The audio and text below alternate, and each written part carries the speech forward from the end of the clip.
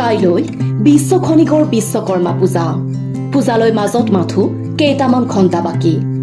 বিশ্বকৰ্মাৰ মৃন্ময় মূৰ্তিত অন্তিম পৰশ দিয়াত ব্যস্ত হৈ পৰিছে টংলাৰ বিশিষ্ট মৃৎশিল্পী শিৱেশ্বৰ দাস।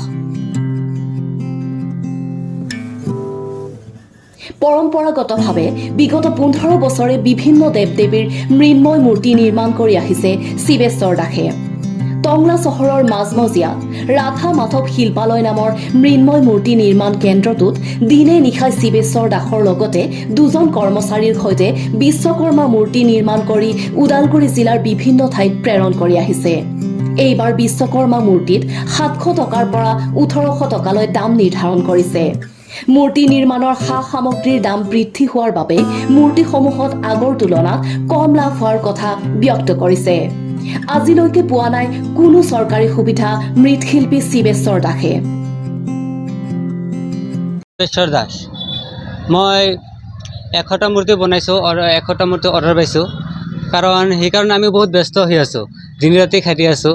মোৰ লগতে আৰু মোৰ কৰ্মচাৰী আছে দুজন, এই যে ফুকন দাস আৰু বাপি দাস, এই তিনিজনে আমি দিন ৰাতি খাটি আছোঁ।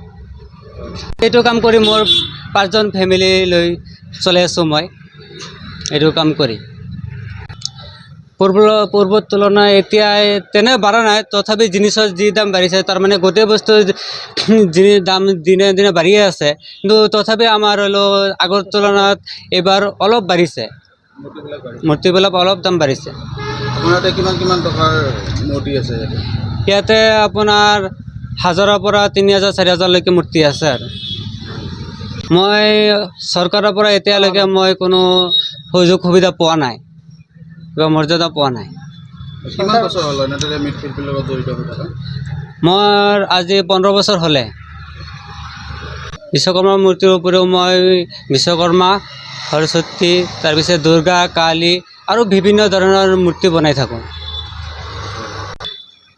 এতিয়া মোৰ 5জন পৰিয়াল, এই মূৰ্তি তাৰমানে যিটো ছিজন আছে, তাৰমানে তেনে সেই হেৰি নাই, তাৰমানে যিটো ছিজনৰ বাহিৰে তেনে এক্সট্ৰা কাম আৰু সিমান নহয়, তাৰমানে বহুত কষ্টকৈ অলপ চলিব লগা হয়। আৰু এই ছিজনৰ বাহিৰে মই এইটো কামেতে পৰিয়াল চলি আছে।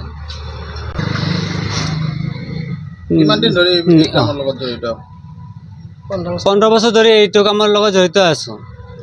ঠিক আছে, আজিলৈকে চৰকাৰৰ পৰা কিবা সুযোগ সুবিধা বা সন্মান মৰ্যাদা পোৱা নাই।